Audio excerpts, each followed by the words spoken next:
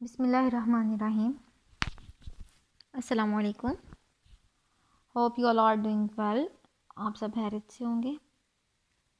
तो स्टूडेंट्स, जैसे कि आपको पता है हमने चैप्टर नंबर 9 स्टार्ट किया हुआ है, जिसमें हमने स्प्रेडशीट टॉपिक जो है उसको पढ़ा। स्प्रेडशीट सॉफ्टवेयर्स के बारे में एक्चुअली में हम स्टडी कर रहे हैं, ठीक है। तो बेसिकली हम काफ़ी वीडियोस में स्प्रेडशीट के बारे में पढ़ चुके हैं। स्प्रेडशीट क्या होते हैं, स्प्रेडशीट सॉफ्टवेयर्स क्या होते हैं, उसके अंदर डाटा कैसे एंटर करते हैं, उसके इंटरफेस के फीचर्स क्या होते हैं, टाइप ऑफ डाटा किस किस तरह का हम एंटर कर सकते हैं, एंड सो ऑन, ठीक है। अब हम लोगों ने जो बेसिक चीज़ें उसके बारे में डिटेल्स से देखनी है। तो आज की जो टॉपिक है हम उसे स्टार्ट करते हैं। हमारा जो टॉपिक है आज का, इसमें है कि हर वर्कशीट में जो सेल है उसका कोई ना कोई रेफरेंस नंबर होता है, ठीक है। रेफरेंस नंबर, या जिसे हम एड्रेस कह लेते हैं, एड्रेस ऑफ सेल, ठीक है। सेल नंबर, एड्रेस नंबर, ठीक है। तो जो भी आप वर्कशीट यूज़ करते हैं उसमें हर सेल का अपना एक नंबर होता है, हर सेल का एक रेफरेंस नंबर है, ठीक है। तो हमें देखना है कि हर सेल का जो अपना रेफरेंस नंबर है हम उसको किस तरह अपनी कैलकुलेशंस में यूज़ कर सकते हैं या यूज़ करते हैं, ठीक है। तो स्टार्ट करते हैं। सबसे पहले तो आपको ये तो पता है कि जो आपका सेल होता है वो रोज़ और कॉलम्स का जो इंटरेक्शन होता है उसको, वो जब रोज़ और कॉलम्स इंटरेक्ट करते हैं तो आपका सेल बनता है, ठीक है। अब जो सेल का नाम होता है वो उसके रोज़ और कॉलम्स जब कंबाइन करते हैं तो उसका जो नाम होता है वो डिसाइड होता है। फॉर एग्ज़ाम्पल, अगर आपके पास थर्ड रो के थर्ड कॉलम इंटरेक्ट कर रहे हैं, आपस में इंटरसेक्ट कर रहे हैं, तो थर्ड रो यानी कि 3 और थर्ड कॉलम यानी कि C, तो C3 जो आपका सेल होगा, सी सेल का जो नाम होगा वो होगा C3। तो बेसिकली ये होता है सेल एड्रेस, एड्रेस नंबर या सेल रेफरेंस जिसे कहते हैं, या रेफरेंस नंबर कहते हैं सेल का। तो हमने देखना है कि ये हमारी कैलकुलेशंस में किस तरह यूज़ होता है। स्टार्ट करते हैं। Cell reference. Each cell in a worksheet has a reference number. Worksheet में हर सेल का एक कोई ना कोई ख़ास, कोई ना कोई रेफरेंस नंबर होता है। A cell reference in a formula refers to the contents of a referenced cell.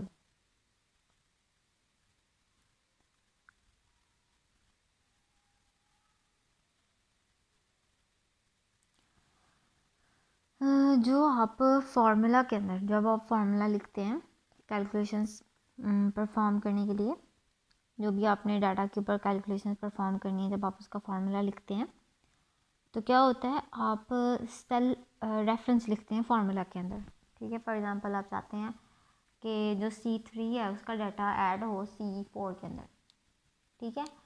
यानी कि C3 का जो भी डाटा है वो C4 के अंदर ऐड हो, तो अब आप फार्मूला जब बनाएंगे तो आप C3 और C4 को यूज़ करेंगे, जो कि आपके सेल का रेफरेंस है।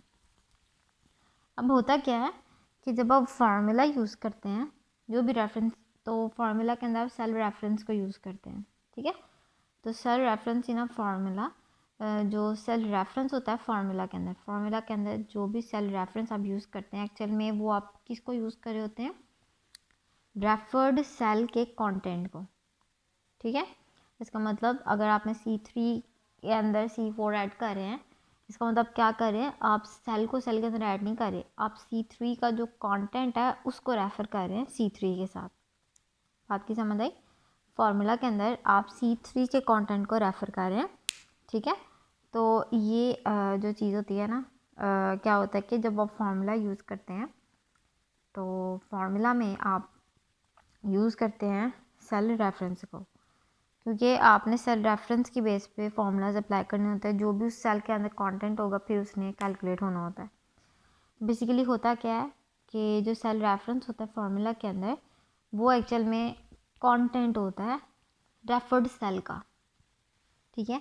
जिस भी सेल को रेफरेंस के तौर पे फार्मूला के अंदर यूज़ किया गया उसके कंटेंट को एक्चुअल में हम डील कर रहे होते हैं, ठीक है। फार्मूला में एक्चुअल में वो यूज़ हो रहा होता है। It increases the flexibility of the formula. अब ये करता क्या है, ये फार्मूला की फ्लैक्सिबिलिटी को बढ़ा देता है, ठीक है। If the contents of the referred cell are changed the result of the formula is automatically changed. इसमें बेसिकली होता क्या है, जब भी आप वर्कशीट में किसी भी सेल के अंदर डाटा एंटर करते हैं, ठीक है, तो उस सेल का कोई ना कोई यूनिक नाम होता है, यूनिक रेफरेंस होता है, रेफरेंस नंबर होता है, ठीक है।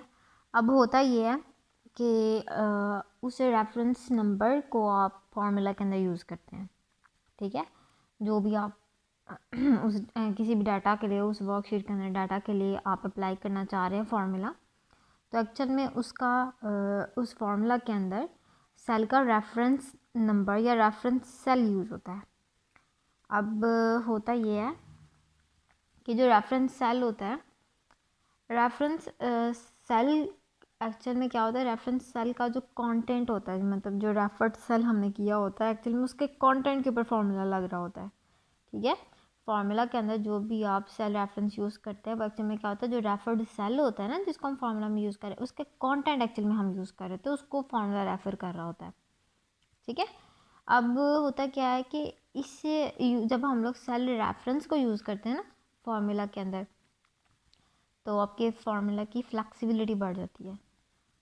फार्मूला की क्या बढ़ जाती है, जब आप अपने फार्मूलाज के अंदर सेल रेफरेंस यूज़ करते हैं, सेल रेफरेंस मतलब जिस भी रेफर सेल को कर रहे हैं आप, उसका कंटेंट को आप रेफ़र कर रहे हैं फार्मूला के थ्रू। अब होता क्या है, इसको यूज़ करने से आपके फार्मूला की फ्लैक्सिबिलिटी बढ़ जाती है, उसकी लचक अंदर आ जाती है। और वो किस तरह कि फॉर एग्ज़ाम्पल आप उसी रेफर्ड सेल के अंदर कंटेंट्स को चेंज कर दें, ठीक है। फॉर एग्जाम्पल उसके अंदर पहले वैल्यूज़ थी 28, ठीक है। अब आपने क्या किया, आपने कहा नहीं जी मैंने 28 के लिए तो कैलकुलेशन नहीं थी करनी। आप क्या करते हैं, आप 28 के डाटा को अपडेट कर देते हैं या एडिट करके आप उसकी जगह लिख देते हैं 58, ठीक है। अब होगा क्या, फार्मूला तो आपने सेल रेफरेंस के तौर पे लगाया हुआ है जो कि उसके कंटेंट के ऊपर रेफर होगा, ठीक है। तो बेसिकली जब आप सेल रेफरेंस के ऊपर फार्मूला लगाते हैं, तो जब आप सेल रेफर्ड के अंदर कोई भी डाटा ऑलरेडी जो एग्जिस्ट कर रहा होता है उसको अगर आप चेंज करते हैं, ठीक है, आप उस डाटा को अगर चेंज करते हैं तो ऑटोमेटिकली आपके रिजल्ट्स भी चेंज हो जाएंगे, ठीक है। ऑटोमेटिकली जो फार्मूला उस सेल के ऊपर या रेफरेंस सेल के ऊपर लगा होता है वो ऑटोमेटिकली खुद भी चेंज हो जाता है। तो इस तरह ये आपको फ्लैक्सिबिलिटी प्रोवाइड करती है। क्या होता है कि आप अपने फार्मूलाज के अंदर रेफर्ड सेल के कंटेंट को रेफर कर रहे होते हैं, इसलिए हम सेल रेफरेंस यूज़ करते हैं। और ये फ्लैक्सिबिलिटी प्रोवाइड करती है आपके फार्मूलाज को इस तरह के, जब आप अपने सेल के रेफर्ड सेल के कंटेंट को चेंज करते हैं तो होता क्या है कि जो आपका फार्मूला है वो रिजल्ट्स को भी ऑटोमेटिकली चेंज कर देता है, ठीक है। इसका ये फ़ायदा है। A cell reference consist of column name and row number. ये तो आपको मैंने बताया कि जो सेल होता है वो एक्चुअल में क्या होता है, वो आपके रोज़ और कॉलम्स का इंटरसेक्शन होता है, ठीक है।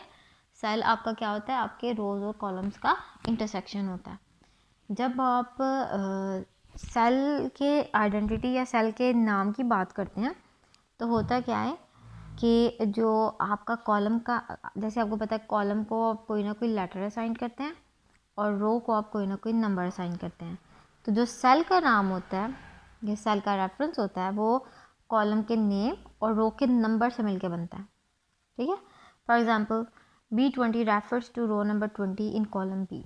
अब B20 की बात करें तो इसका मतलब क्या होगा, B फॉर कॉलम, क्योंकि लेटर आपके कॉलम्स के लिए और रो के लिए आपके पास नंबर है। इसका मतलब आपका B कॉलम के 20 रो के अंदर आपका जो सेल इंटरसेक्ट कर रहा है उसको लिया।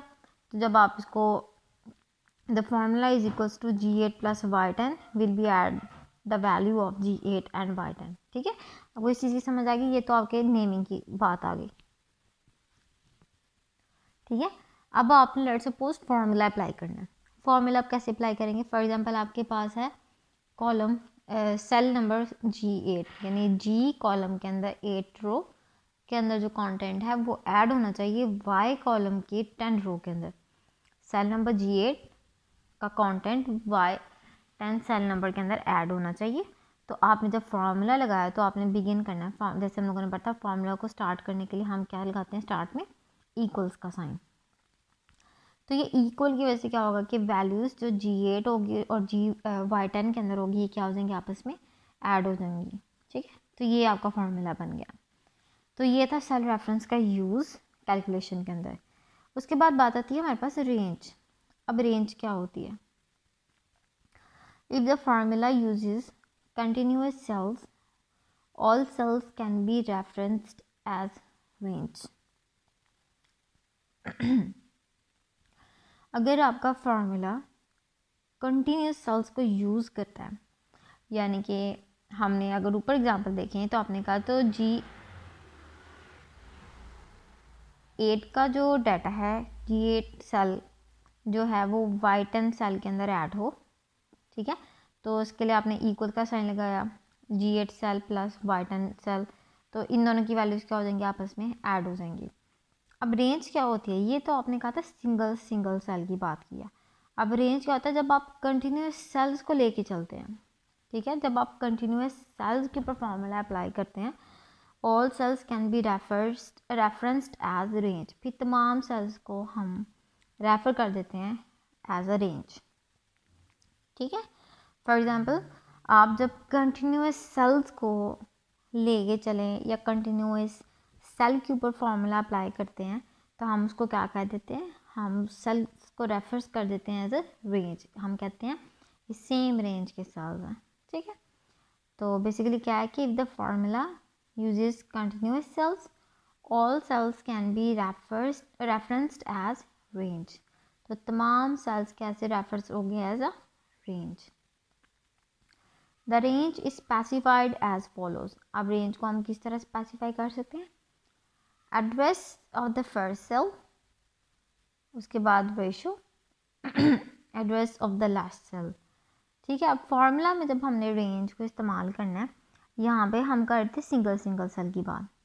अब जब हम लोगों ने कंटिन्यूस सेल्स को लेके चलना है, ठीक है, कंटिन्यूस सेल्स की रेंज को लेके चलना है, कंटिन्यूस सेल जो कि रेफरेंस्ड है एज अ रेंज, हमने उनको जब लेके चलना है तो क्या करेंगे? तो हमने उसके ऊपर अब फॉर्मूला लगाना है। अब हमारे पास लेट्स सपोज ज़्यादा सेल्स आ जाते हैं तो आप ईच सेल के नेम को तो नहीं ना राइट करेंगे, या हर सेल के ऊपर फॉर्मूला तो नहीं लगाएंगे। फिर आप क्या करेंगे? फिर आप करेंगे जो आपके पास address of the first cell होगा उसको रेशो किया और address of the last cell. ठीक है, यानी कि फर्स्ट सेल से लेके आपके लास्ट सेल तक जो है फार्मूला लगेगा। ठीक है, इसके मतलब क्या होगा कि address of the first cell, जो भी पहला सेल होगा रेंज का पहला सेल, उसको आपने सेलेक्ट करना है, और जो उस रेंज का लास्ट सेल होगा आपने उसको सेलेक्ट करना है। फॉर एग्जांपल आपके पास कुछ सेल्स हैं जो कि रेंज में चल रहे हैं, जैसे D3, E3, F3, G3। इसका मतलब इन सब की रोज़ क्या है? सेम है, कॉलम चेंज आ रहे हैं और कॉलम भी रेंज वाइज आते हैं, D, E, F, G। ठीक है, एक सीक्वेंस को लेके ये फॉलो कर रहे हैं। ठीक है, देखिए ना, आपके पास ये है D3, E3, F3, G3। अब ये आपके पास क्या है? ये आपके पास रेंज आ रही है, सेम कॉलम्स के आपके पास क्या है? सेल हैं, और रोज़ उनकी सेम रोज़ की आपके पास क्या है? सेल है, और कॉलम्स उनके चेंज है, लेकिन वो भी अगर हैं तो very next to each other हैं। जैसे D कॉलम के बाद फौरन से E, फिर F, फिर G, मतलब ये एक लाइन में शो हो रहे हैं। अभी आपके पास आ गई रेंज। ठीक है, क्योंकि कंटिन्यूस सेल्स को आप यूज़ कर रहे हैं और एक सीरीज़ में आ रही है। तो जब आपने इसको रेफ़र करना एज अ रेंज तो आप इसको किस तरह लिखते हैं? फिर आप लिखते हैं can be referenced as D3 ratio G3। Starting cell के एड्रेस को और लास्ट सेल के एड्रेस को आपने रेशियो की फॉर्म में लिख देना, और रेशियो से पता चलेगा कि जी ये रेंज है। तो बेसिकली ये था हमारा टॉपिक, जिसमें हमने देखा कि हम जब वर्कशीट बनाते हैं तो सेल रेफरेंस को हम किस तरह अपनी कैलकुलेशन में यूज़ करते हैं। किसी भी किस्म की कोई क्यूरी हो then you may ask. Take care and अल्लाह हाफिज़। वीडियो पसंद आई तो लाइक करें, अपनी राय कमेंट करें। ऐसे ही मजीद वीडियोस के लिए हमारा चैनल सब्सक्राइब करें और बेल का आइकन दबाएं ताकि आपको हर वीडियो का नोटिफिकेशन मिलता रहे।